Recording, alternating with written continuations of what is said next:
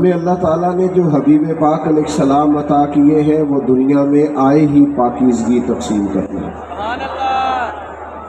اور میرے نبی پاک علیہ السلام نے ہر قسم کی طہارت دنیا میں تقسیم فرمائی۔ حضور فرماتے ہیں میں آیا ہوں تو اللہ نے میرے لیے ساری زمین کو مسجد بنا دیا ہے۔ مانا کہ آپ چھوڑ دیں جی بیٹا، چھوڑ دو، سب ٹھیک ہے، آپ اپنی اپنی جگہ پہ رہیں، ماشاءاللہ ٹھیک۔ یہ چند ایک دوست نہ ہر محفل میں ایسے محبت والے آ جاتے ہیں کہ وہ، ہم نے تو بعض جنازوں میں بھی دیکھا ہے بزرگوں اور علماء کے کہ 10-15 لوگ ہوتے ہیں آگے شور کرنے والے، لیکن وہ ہٹتے نہیں۔ بہرحال دعا تو کر سکتے ہیں نا، لوگ تو اپنے ہی ہیں، پیار والے ہیں، اللہ تعالیٰ سمجھ عطا فرمائے۔ آپ تھوڑی دیر چھوڑ دیں اس کام کو، یہ لینا چھوڑ دیں، چند منٹ تھوڑی دیر چھوڑ دو۔ بیٹا، پیارے بیٹے ادھر آ جاؤ، آ جاؤ، تھوڑی دیر آ جاؤ، بعد میں لے لینا، آ جاؤ تھوڑی دیر۔ اللہ آپ کو خوش رکھے۔ نبی پاک صلی اللہ تعالی علیہ وسلم نے ہر قسم کی طہارت، ہر قسم کی پاکیزگی اپنی امت کو عطا فرمائی۔ حضور سید عالم صلی اللہ تعالی علیہ وآلہ وسلم نے اس قدر زیادہ طہارت پر زور دیا، پاکیزگی پر زور دیا کہ فرمایا صفائی نصف ایمان ہے، اس کو تمہارے ایمان کا حصہ بنا دیا۔ حضور کس طرح کی پاکیزگی ارشاد فرماتے؟ حضور علیہ السلام سوچوں کی پاکیزگی دیتے، برا سوچنا، بدگمان رہنا، لوگوں کے بارے میں اپنے دل کے اندر بوجھ بٹھانا، نفرت کرنا، اس سے بھی منع فرمایا۔ آغاز یہاں سے کیا کہ تمہاری سوچیں، تمہارے خیالات، تمہارے تصورات، تمہارا گمان یہ پاک ہونا چاہیے۔ یعنی حضرت جابر بن عبداللہ رضی اللہ تعالیٰ عنہ فرماتے ہیں نبی پاک علیہ السلام نے اپنے وصال ظاہری سے 3 دن پہلے ارشاد فرمایا تم اپنے رب کے بارے میں جیسا بھی گمان رکھو گے نا، اللہ بھی تمہارے ساتھ ویسا ہی معاملہ کرے گا۔ تو پاکیزہ گمان ہونا چاہیے، تمہارا ذہن ہونا چاہیے اللہ جب بھی فیصلہ کرے گا رحمت والا ہی کرے گا، معاملات کرم والے ہوں۔ اچھی سوچ، اچھا گمان، اچھی رائے یہ سوسائٹی میں خوبصورتی پیدا کرتی ہے۔ آپ دیکھیے حضور اس صفائی کو کتنا پسند کرتے ہیں۔ نبی پاک علیہ السلام نے فرمایا اچھا سوچنا بھی اچھی عبادت ہے۔ نہیں آپ صرف اچھا سوچا کریں، مثبت رہا کریں، ہر چیز کو منفی نہ لیا کریں، اور یہ گھر کے اندر بھی ضروری ہے، یہ دفتر میں بھی ضروری ہے، یہ اپنے فیملی ممبران کے ساتھ بھی ضروری ہے، آپ کے جو کولیگس ہوتے ہیں ان کے ساتھ بھی ضروری ہے۔ نبی پاک علیہ السلام اچھے گمان کی طرف رغبت دیتے۔ جب آپ کے غلام نے اس دن کہا تھا جس دن طائف والوں نے شدید سنگ باری کی تھی کہ حضور آپ دعا کریں یہ تباہ ہو جائے، تو محبوب نے اس دن بھی ہدایت کی دعا کی۔ تو غلام نے اس کی حضور 10 دن ہم نے طائف میں قیام کیا ہے۔ انہوں نے تو عرب کی جو روایتی مہمان نوازی ہے اس کا بھی خیال نہیں کیا، اتنی تکلیف دی، بد اخلاقی کا مظاہرہ کیا اپنے رویوں سے، تو آپ پھر بھی ان کے لیے ہدایت کی دعا کر رہے ہیں۔ تو یہ نبی پاک کی دی ہوئی سوچوں کو دیکھیے، حضور فرمانے لگے یہ نہیں نہ مانتے تو مجھے امید ہے آنے والی نسل مان جائے گی۔ تو اتنی جلدی مایوس ہو جانا، کہنا یہ لوگ ٹھیک نہیں ہو سکتے، یہ زمانہ ٹھیک نہیں ہو سکتا، یہ معاشرہ ٹھیک نہیں ہو سکتا، محبوب تو اگلی نسل کے بارے میں بھی اچھا گمان رکھنے کا ارشاد فرمایا۔ تو سب سے پہلی تو میری گزارش یہ ہے کہ اللہ کے رسول نے ہمیں سوچوں کی پاکیزگی کا سبق دیا، اور پھر اس سے اگلی بات یہ ہے کہ زبان پاک ہو۔ یعنی ہمارے ہاں اب لوگوں نے غیبت کا نام بدل دیا ہے، اب اس کا نام گپ شپ رکھ لیا۔ اب ہماری گپ شپ یہ ہوتی ہے کہ 2 4 10 بندوں کے بارے میں ہم تبصرہ کریں، یہ کرتا ہے وہ کرتا ہے، بڑا خراب ہو گیا ہے، یہ ہماری گپ شپ ہے۔ اتنا سخت ناپسند کیا غیبت کو، اتنا بدبودار کام بیان کیا کہ فرمایا اس طرح کوئی مردہ بھائی کا گوشت کھائے وہ اس طرح ہے غیبت کرنے والا کہ مرے ہوئے بھائی کا گوشت کھا رہا ہے۔ زبان صاف ستھری ہو، آپ کا انداز تکلم خوبصورت ہو، وقولوا للناس حسنا، لوگوں سے جب بھی بات کرو اچھی کرو، آپ کے جملے پاکیزہ ہوں، آپ کی زبان طہارت والی ہو، آپ کے لفظ باوضو ہو۔ کچھ لوگ ایسے ہیں جو جب بھی بولتے ہیں زہر ہی اگلتے ہیں، جب بھی رائے دیں گے کڑوی کسیلی دیں گے، ان کے لب و لہجے سے جب بھی اٹھے گا معاذ اللہ کوئی نہ کوئی غلط جملہ نکلے گا۔ نبی پاک علیہ الصلوۃ والسلام نے ہمیں زبان کی طہارت، ایک تو حضور ہمیشہ سچ بولتے، خلاف واقعہ بات نہ کریں۔ حضور نے فرمایا سچ بندے کو نجات دلاتا ہے، جھوٹ آدمی کو ہلاک کر دیتا ہے۔ سچ بولیں، اپنے آپ کو غیبت سے بچائیں۔ آپ کو کیا ضرورت پڑی ہے لوگوں پر تبصرہ کرنے؟ اور پھر یہ کہ جن باتوں کے بارے میں بالکل پتہ نہیں ہے، گمان کر کے لوگ غلط باتیں کرتے ہیں، گمان کر کے، اور صرف تصور میں لا کے لوگوں کے بارے میں غلط رائے دیتے ہیں۔ آپ کبھی میرے محبوب کا انداز گفتگو دیکھیں، رسول پاک نے جب بھی بات کی ہے تعریف ہی کی ہے۔ حضور کو حاجت نہیں کسی کی تعریف کرنے کی، لیکن حضور جب تعریف کرتے تو اعزاز دیتے، شرف دیتے۔ جناب صدیق اکبر کی تعریف بھی کی، حضرت عمر کی شان بیان، مولا علی کا ذکر کیا، سیدنا عثمان غنی کی حیا کا بیان کیا، حضرت ابو عبیدہ بن جراح کو امین امت کہا۔ نبی پاک صلی اللہ تعالیٰ علیہ وآلہ وسلم نے حضرت جابر ابن عبداللہ کی تعریف کی۔ حضور لوگوں کے بارے میں ہمیشہ خیر کا جملہ بولتے، مزدور کی تعریف کی، سچے تاجر کی تعریف کی۔ استاد کے محبوب پاک علیہ السلام نے عظمت اور فضائل بیان کیے، لوگوں کے لیے خیر کا جملہ، پاکیزہ بات کرنے کا محبوب ہمیشہ سبق دیتے۔ امتی کو چاہیے تو اس بات کو سمجھے، اپنی زبان کے نشانے پہ نہ رکھے ہر وقت کسی نہ کسی۔ اور تیسری بات جو سب سے زیادہ اہم اور سب سے زیادہ ضروری ہے وہ یہ ہے کہ نبی پاک علیہ السلام نے دلوں کی پاکیزگی پر، روحوں کی طہارت پر زور دیا۔ ہم نہ اپنا بات ظاہر خوب سجاتے ہیں، 2 گھنٹے لوگ آئینے کے سامنے کھڑے رہتے ہیں، اور اب چونکہ کیمرے چلنے ہوتے ہیں، اب تو جتنی دیر بیٹھنا ہوتا ہے، کسی محفل میں بھی لوگوں نے سیٹ سٹو کے بیٹھنا ہوتا ہے، تصویریں جو بنتی ہیں اور خیر سے اسٹیٹس جو لگتے ہیں، اور بھی کئی مصیبتیں ہم نے یہ ساری گلے ڈال لی ہوئی ہیں اللہ ماشاءاللہ۔ اب تو لوگ اپنے ظاہر کو سنوارنے کے لیے بڑی سخت محنت کرتے ہیں، لیکن یاد رکھ لینا بڑے اجلے لوگ، بڑی گاڑیوں میں بیٹھے لوگ، بڑے بنگلوں سے نکلتے ہوئے بھی بعض لوگ ہم نے بے چین دیکھے، بے قرار دیکھے، ذہنی تناؤ کا شکار ہے، فکری انتشار کا شکار ہے، قوت فیصلہ سے محروم ہے، سمجھ نہیں آ رہی کیا کریں، کدھر جائیں۔ زندگی کی دوڑ میں اتنے آگے نکل گئے کہ صرف دنیاوی مفادات کی جنگ نے جکڑ دیا ہے چاروں جانب سے۔ یاد رکھنا جب روحیں پاک ہوتی ہیں باطن پاک ہوتا ہے۔ 2 چیزیں ہیں جو بندے کے باطن کو اجاڑ دیتی ہیں، 2 چیزیں روح کو اجاڑ دیتی ہیں، اور خود نبی پاک علیہ الصلوۃ والسلام نے اس کی نشاندہی فرمائی۔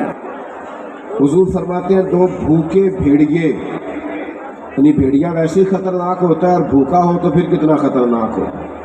کریم فرماتے ہیں 2 بھوکے بھیڑیے بکریوں کے ریوڑ میں چھوڑ دیے جائیں تو اتنا نقصان نہیں کرتے جتنی دولت اور شہرت کی محبت انسان کے باطن کا نقصان کرتی ہے۔ اس کی روح کو پورے طور پہ اجاڑ دیتی، اس کا باطن پورے طور پہ بکھر جاتا ہے، لوگوں کو پتہ ہی نہیں ہوتا لیکن ٹوٹ چکے ہوتے۔ تو یاد رکھ لیجئے گا کہ روح کی طہارت، باطن کی پاکیزگی، یہ تزکیہ نفس ہے، قرآن مجید کا بنیادی عنوان ہے۔ نبی پاک صلی اللہ تعالیٰ علیہ وسلم کے فرائض نبوت میں سے ایک اہم بات کہ حضور نے باطنی طہارت پر زور دیا، اور حضور فرمانے لگے کیوں زور دیا؟ ظاہر ہے ہم سب کا عقیدہ ہے کہ ساری کائنات سو جاتی ہے لیکن اللہ تعالیٰ کو نہ اونگ آتی ہے نہ نیند آتی ہے.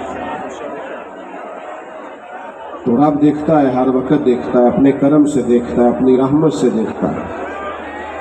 اللہ کے حبیب علیہ الصلوۃ والسلام فرمانے لگے یاد رکھنا رب نہ تمہارے چہرے دیکھتا ہے نہ تمہاری جیبیں دیکھتا ہے، وہ جب بھی دیکھتا ہے تمہارا دل ہی دیکھتا ہے. تو جس چیز کو اللہ نے دیکھنا ہے اس کے محبوب نے دیکھنا ہے. آپ کو پتہ ہے ہمارے پاس سب سے قیمتی چیز کیا ہے؟ ایمان. تو ایمان کا بنیادی مرکز کیا ہے؟ دل. آپ کی روح، آپ کا باطن. ظاہر سے تو اونچے اونچے نعرے لگائیں. آج کل جیسے رواج ہے نا ہماری محفل میں کہ جس کا ایمان پکا ہاتھ کھڑے کر لو، تو بھائی ہاتھ کھڑے کر دے کہ ایمان پکا آپ کو کیسے ثابت ہو گیا؟ تو ایک رنگ بن گیا. آپ کے باطن کی کیفیت کیا ہے؟ اگر باطن اجڑا ہوا ہے، آذان ہو گئی ہے اور آپ فارغ بیٹھے ہیں موبائل پہ، آپ نماز پڑھنے نہیں جا رہے، آپ کو کسی مظلوم پر رحم نہیں آ رہا، کسی بھوکے پر ترس نہیں آ رہا، آپ کی تجوری پیسوں سے بھری ہوئی ہے اور آپ کے محلے میں لوگ سسک رہے ہیں بھوک سے، آپ کو خیال نہیں آ رہا، تو پھر میرے بھائی روح کی طہارت کی ضرورت ہے. نبی پاک علیہ السلام نے جو کمال کیا ہے وہ یہ ہے کہ حضور نے انسان تعمیر کیے ہیں، انسانیت سازی کی ہے. نبی پاک حضور نے انسانوں کی تشکیل کی ہے. ہوتا ہے نا لوگ کہ میں نے بلڈنگیں بڑی بنائی، تو میں نے کارخانے بڑے لگائے، تو میں نے فلاں ترقیاتی کام بڑے کیے. میرے محبوب پاک نے حضرت صدیق اکبر جیسے لوگ تیار کیے، حضرت فاروق اعظم جیسے لوگ تیار کیے، جناب عثمان غنی جیسے رجال تیار کیے، مولا علی جیسے شیر تیار کیے. یہ رجال حضور نے تیار کر کے سوسائٹی کو دیے. معاشرے کے اندر جب اس طرح کے لوگ ہوں جن کا تقویٰ ضرب المثل ہو، جن کا اٹھنا بیٹھنا لوگوں کے لیے نصیحت کا باعث ہو، جن سے ملاقات کر کے کلیجے ٹھنڈے ہوتے ہو، عبادت کو دل کرتا ہو، روحیں تازہ ہوتی، تو یہ لوگ زمانے کے لیے پھر رہنما اور مقتدا بن جایا کرتے. ایک دن نا حضرت عمر بیٹھے ہوئے تھے، آپ کے ارد گرد چند لوگ بھی بیٹھے تھے، تو کسی موضوع پر گفتگو ہو رہی تھی، تو لوگ اپنے اپنے جذبات کا اظہار کرنے لگے. ایک صاحب نے کہا کہ میرا دل کرتا ہے میرے پاس پہاڑوں کے برابر سونا ہو اور میں اللہ کے راستے میں خیرات کرتا. یہ اچھے ارادے، اچھی نیتیں، ان نیتوں پر بھی اللہ بڑا اجر عطا کرتا. ایک شخص نے عرض کیا کہ میرا دل کرتا ہے کہ میرے پاس بے پناہ دولت آئے اور میں شام ہونے سے قبل اللہ کے بندوں میں بانٹ دوں. لوگ اپنی اپنی رائے دے رہے تھے کہ مجھے اللہ اس طرح دے تمہیں، اور آج بھی اس طرح کے اچھے جذبات والے لوگ معاشرے میں پائے جاتے ہیں. اللہ تعالیٰ اگر انہیں نوازتا ہے تو وہ اللہ کے بندوں پر خرچ کرتے ہیں. اب سب نے اپنی اپنی رائے دی، تو حضرت عمر کی طرف لوگ دیکھ رہے تھے کہ جب اس موضوع پر بات ہو رہی ہے کہ مجھے اللہ یہ دے تو میں اللہ کے راستے میں خیرات کروں گا، اللہ مجھے یہ دے تو میں اس کے راستے میں خیرات کروں گا، تو جناب عمر بھی کچھ بیان کریں. تو حضرت عمر فرمانے لگے میرا دل کرتا ہے اللہ مجھے حضرت معاذ ابن جبل جیسے اور بندے عطا کرے، اللہ مجھے حضرت ابو عبیدہ بن جراح جیسے اور لوگ عطا کرے. میرا دل کرتا ہے اللہ تعالیٰ اس امت کو حضرت جناب سعد بن ابی وقاص جیسے کچھ اور افراد دے، اللہ اس طرح کے کچھ اور بندے پیدا کرے تاکہ اللہ کے بندوں کے لیے مزید لوگوں کی آسانی کا بندوبست ہو سکے، تاکہ دین کے مزید مضبوط ستون تیار ہو سکے. اس طرح کے رجال کار اللہ دے. ہمارا یہ مسئلہ ہے کہ ہم انسانیت سازی نہیں کر رہے، ہم اپنے بچوں کے لیے پیسے جمع کر رہے ہیں، محلات تعمیر کر رہے ہیں. زیادہ غور کرنا کیا کہہ رہا ہوں. تجوریاں بھر رہے ہیں. سوال ہوتا ہے تو نے بچوں کے لیے کیا بنایا؟ میں نے تو جی فلاں بنا دیا. اور نبی پاک علیہ السلام نے کیا فرمایا؟ حضور نے فرمایا کسی باپ کا اپنی اولاد کے لیے سب سے بہترین تحفہ یہ ہے کہ اسے اچھا ادب سکھا دے، اس کے اخلاق کو تعمیر کر دے، اس کے رویے درست کر دے۔ آپ کے بچے کے پاس لاکھوں روپیہ ہے لیکن وہ بلا کا ضدی ہے، بڑا مہنگا موبائل ہے لیکن 1 منٹ کا حوصلہ نہیں اس کے پاس، تسلی نہیں، مزاج میں ٹھہراؤ نہیں، وہ اپنی ماں کا غصہ بھی برداشت کرنے کو تیار نہیں، وہ اپنے دادا کے 2 جملے سخت بھی سن نہیں پاتا، تو آپ نے کیا تعمیر کیا ہے؟ بس آپ نے اس کو جائیدادیں اکٹھی کر کے دے دی، مال و دولت اکٹھا کر کے دے دیا۔ شخصیت سازی، تزکیہ، نبی پاک علیہ السلام نے وہ اخلاق دیکھے نا۔ ایک نوجوان ہے، نبی پاک صلی اللہ تعالیٰ علیہ وسلم کا زمانہ نور ہے، حضور جہاد پہ جا رہے ہیں، حضرت سعد بن ابی وقاص رضی اللہ تعالیٰ عنہ کو حضور نے تیار کر لیا، ان کے چھوٹے بھائی قد بھی چھوٹا ہے، ٹانگیں پتلی ہیں، تو وہ رونے لگے، عرض کرنے لگے حضور میں نے بھی جہاد پہ جانا۔ یہ اس عمر میں یہ جذبے پروان چڑھ گئے اللہ کی راہ میں نکلنے، یا رسول اللہ میں نے بھی جانا ہے۔ تو کریم نے فرمایا آپ کے بڑے بھائی جا رہے ہیں، قد بھی چھوٹا ہے، عمر بھی تھوڑی ہے، رہنے دیجئے۔ تو عرض کرنے لگے مہربانی کرے میری کشتی کرا کے دیکھ لیں، اور ایک روایت میں ہے جب وہ رونے لگے تو تبھی پاس کر دیے گئے۔ تو نبی پاک علیہ السلام نے تو افراد سازی کی، شخصیت سازی کی۔ آپ کسی شخص کو متقی بنا دے، اس کے دل کے اندر اللہ کا خوف پیدا کر دے، پھر اس کے سامنے کروڑوں بھی پڑے ہوں گے تو وہ کرپشن نہیں کرے گا، اور اگر اس کے دل میں تقویٰ نہیں تو آپ 20 کیمرے لگا دیں، آپ دفتر کے اندر 100 کیمرے لگا دیں، آپ جو مرضی کر لیں۔ جب اس کا ذہن بن گیا معاذ اللہ کہ میں نے لوٹ کے کھانا ہے، تو پھر رویہ اور ہو جائے گا۔ تو بنیادی کام شخصیت سازی، بنیادی کام جو نبی پاک علیہ السلام نے کیا ہے وہ انسانوں کے اخلاق کی بہتری، ان کے کردار کی بہتری ہے۔ یہ ماشاءاللہ آج ڈھیر سارے لوگ جہاں انہوں نے انتظام کیا ہوا ہے عمرے پہ جائیں گے، بڑی اچھی بات ہے۔ میں دوستوں سے کہا کرتا ہوں عمرے اور حج پہ بھی جاتے ہو تو اتنے پیسے لگا لیتے ہو تو جانے سے پہلے 2 گھنٹے کسی عالم کے پاس بھی بیٹھا کرو، طریقہ اور مسائل بھی تو سیکھ کے جاؤ نا۔ بھئی آپ کو پتہ بھی تو ہونا کہ ہم نے عمرہ کیسے کرنا ہے، آداب کا اور معاملات کا بھی تو خیال ہونا چاہیے۔ تعلیم و تعلق کا جو فقدان ہے آج ہم سننے سنانے کے قائل ہیں، دیکھنے دکھانے کے قائل ہیں، پڑھنے پڑھانے کے نہیں۔ ہمارے پاس وقت بھی ہے لیکن آپ کو کوئی حضرت بلائیں کہ آئے شام کو روز ترجمہ پڑھایا جائے گا تو ہم نے ٹائم نکالتے، ہم نے تو بیکار کی ویڈیوز دیکھنی ہوتی ہے، وقت ضائع کرنا ہوتا ہے، بے مقصد قسم کے تبصرے کرنے ہوتے ہیں جن کا کوئی فائدہ نہیں ہے۔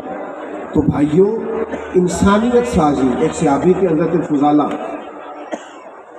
وہ کہتے ہیں کہ میری معاذ اللہ ثم معاذ اللہ کسی خاتون سے کلمہ پڑھنے سے پہلے کچھ دوستی تھی،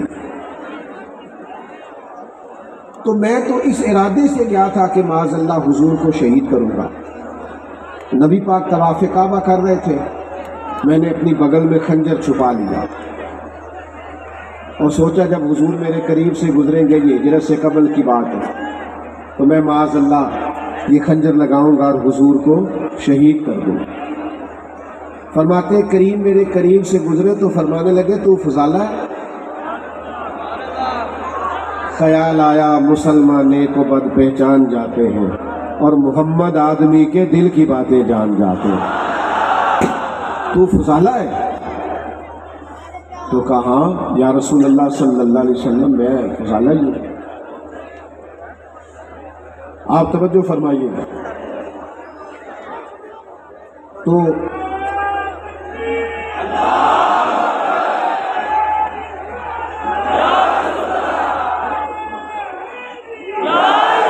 آپ تشریف رکھیں جی، کچھ نہیں ہوا، اطمینان سے بیٹھے، اللہ جزائے، بیٹھ جاؤ بیٹا، او پیارے بیٹے، اللہ تعالیٰ۔ ادھر دیکھیں میری 2 باتیں رہ گئی، آپ سن لیں۔ میں تو بڑا سادہ بیان کرنے والا آدمی ہوں، تو ٹھنڈے قسم کا خطیب جو ہوتا ہے وہ تو اس طرح تو اللہ آپ کو جزا دے۔ سنیں جی، توجہ سے سنیں میرے بھائیوں، نبی کریم علیہ السلام نے فرمایا تو فضالہ ہے؟ عرض کی یا رسول اللہ میں فضالہ ہوں، تو کہتے پہلے حضور نے میرے سر پہ دست شفقت رکھا، پھر میرے دل پہ دست شفقت رکھا۔ فرماتے ہیں بس ساری میل کچیل دھل گئی، ساری میل کچیل دھل گئی، تھوڑی دیر ہوئی ایک آیا کالیاں زلفاں والا، اے بھائی تھوڑی دیر ہوئی ایک آیا کالیاں زلفاں والا، دو کڑیاں میرے من وچ رکیا کر گیا نور اجالا۔ حضرت کریم تشریف لائے، کرم فرمایا، مہربانی کی، تو میں نے اسی وقت ہی کلمہ پڑھ لیا۔ اب یہ کیا کرتا ہے نبی پاک کا فیضان تزکیہ کہ باطن کو دھو ڈالتا ہے، وہ سارے اندر سے میل کچیل نکل جاتے، کیفیات بدل جاتی ہیں، رنگ تبدیل ہو جاتا۔ حضرت فضالہ واپس نکلے تو وہ خاتون وہاں کھڑی تھی جن سے کلمہ پڑھنے سے قبل شناسائی تھی، اس نے بڑی آوازیں دی، آپ قریب سے گزر گئے۔ اور دیکھو دوستو، یہ مزہ نہیں ہے عاشق رسول بھی کہلاتے رہنا اور معاذ اللہ نظر کو پاک بھی نہ کرنا، حضور کا غلام بھی کہلانا اور رزق کو پاک بھی نہ کرنا، نبی پاک کا غلام بھی کہلانا اور اپنی زبان کو پاک نہ کرنا، سوچ کو پاک نہ کرنا۔ نبی پاک کے غلام تو نکھرے ہوتے ہیں، اجلے ہوتے ہیں، ان کے تو عادات و اطوار بتاتے ہیں، بڑے پاکیزہ لوگ ہوتے ہیں، ان کے لب و لہجے سے حسن اور پاکیزگی چھلکتی ہے۔ حضرت فضالہ اس خاتون کے پاس سے گزر گئی تو آگے بڑھ کے کہنے لگی مجھے پہچانا نہیں؟ آج یہ رنگ تھا کہ آپ نے پلٹ کے اس کی طرف دیکھا نہیں۔ وہ کہنے لگی تو وہی فضالہ ہے؟ تو آپ زبان حال سے کہنے لگے میں وہ فضالہ نہیں ہوں، اب میں محمد عربی کا غلام بن گیا، اب میرا انداز بدل گیا ہے، اب مجھے تزکیہ نصیب ہو گیا ہے، اب شخصیت میں کسی نے رنگ بھر دیے، اب میں تیری بات نہیں سن سکتا، اس لیے کہ وہ کچا رنگ للاری والا جیڑا چڑھ دا تے لیندا رہندا ہے، اے عشق تیرے دا رنگ محمد چڑھ جائے پھر نہیں لیندا۔ اب رنگ بدل گیا ہے، انداز بدل گئے ہیں، طور طریقے بدل گئے ہیں، اب کیفیات اور ہو گئی، اب یہ والا انداز نہیں ہو۔ لوگ مکمل بدل جاتے تھے دین میں آنے کے بعد۔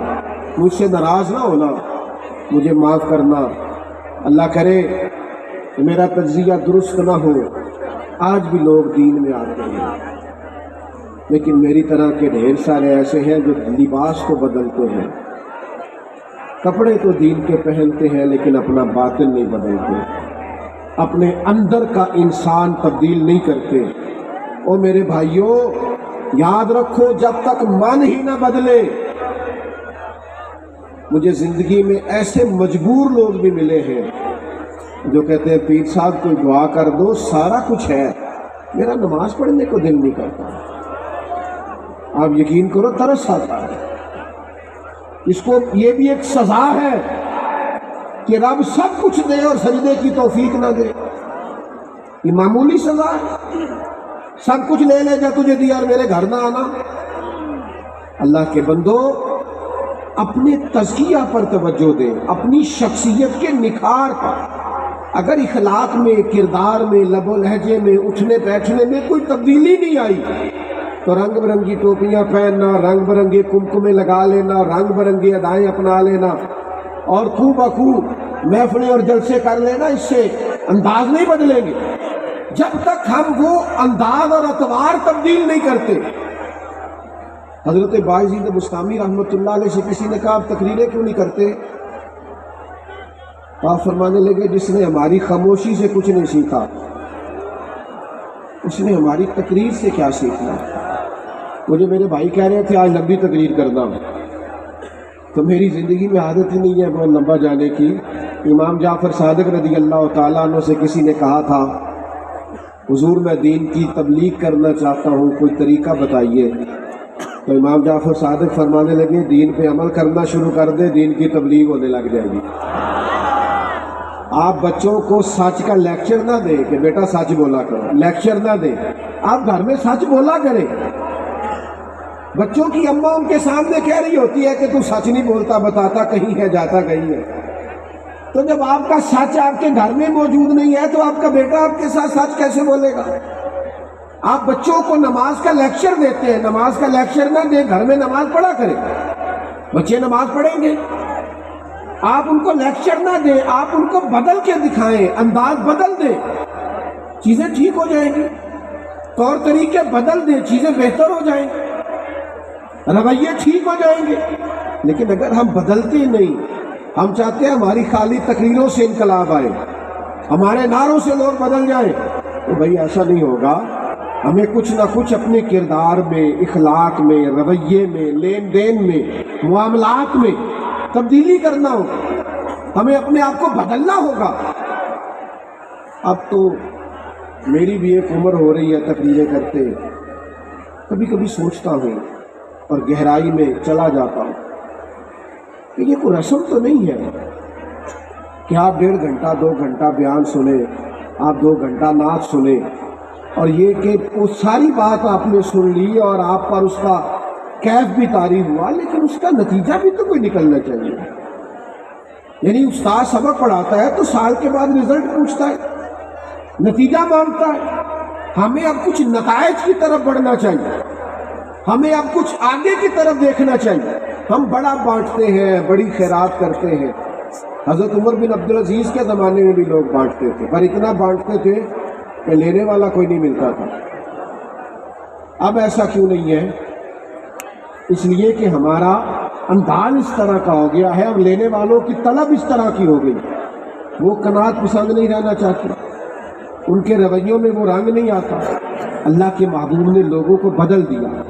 حضرت حکیم بن حزام کہتے ہیں حضور نے میرے ہاتھ پہ ہاتھ رکھ کے، اور کچھ اور صحابہ بھی تھے، وعدہ لیا تھا ہم سے کہ کسی دنیا دار کے آگے ہاتھ نہیں پھیلانا، عمر بھر نہیں پھیلایا، اور بدل گئے۔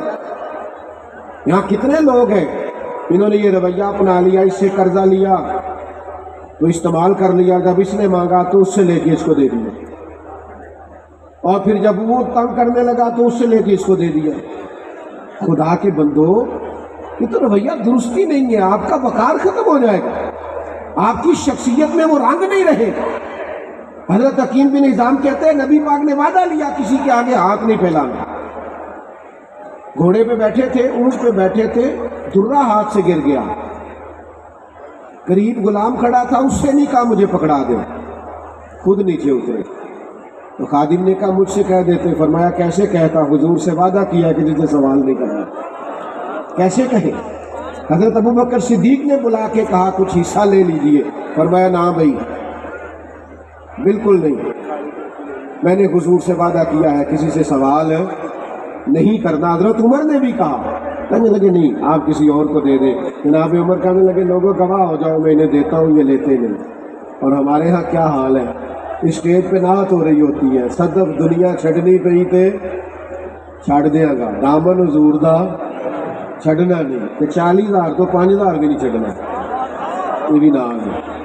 او بھائی تو دنیا چھوڑنے کی بات کر رہا تھا، حضور کی محبت کا ذکر کر رہا تھا، اور تیری نعت نے لوگوں کی آنکھوں میں آنسو پیدا کر دیے، درد آیا، اور اتنا بڑا سوز تو اتنا سستا بیچ گیا، 50-60 ہزار میں اتنی قیمتی چیز بیچ گیا جو کروڑوں اربوں سے بھی نہیں خریدی جا سکتی، اتنا سستا۔ خدا را اپنے اندر تبدیلی لائیں۔